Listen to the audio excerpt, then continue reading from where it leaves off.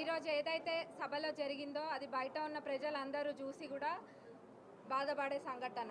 ఎందుకంటే కొత్తగా ఎన్నికైన ఎమ్మెల్యేలను కూడా చాలామంది ఉన్నాం. అందరికీ వాళ్ళు ఏం నేర్పియాలనుకుంటున్నారో మరి మాకు అర్థం కావట్లేదు.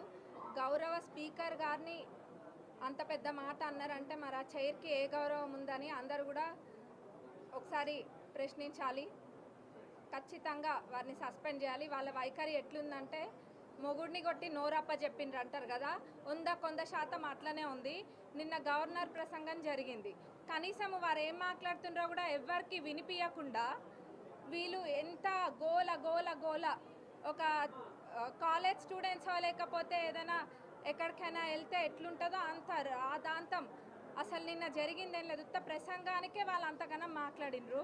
మరి వాళ్ళు గత 10 సంవత్సరాలలో ఎన్ని ఇబ్బందులు పెట్టినరు. అసలు కనీసం ఇటు ప్రతిపక్షంలో ఉన్న లీడర్స్ వైపు కనీసం చూసి మాట్లాడిన వైఖరి కూడా లేదు. మరి ఈరోజు వాళ్ళు మాట్లాడుతున్నారు.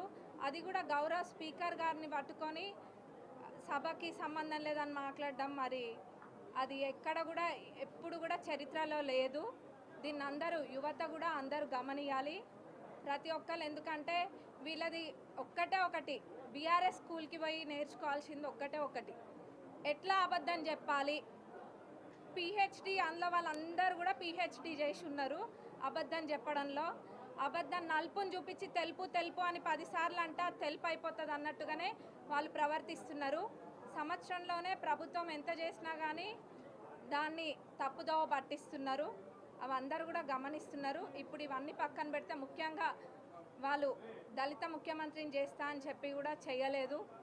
అది చేయకపోతే ఇది చేస్తామని ఏదేదో మాట్లాడినరు.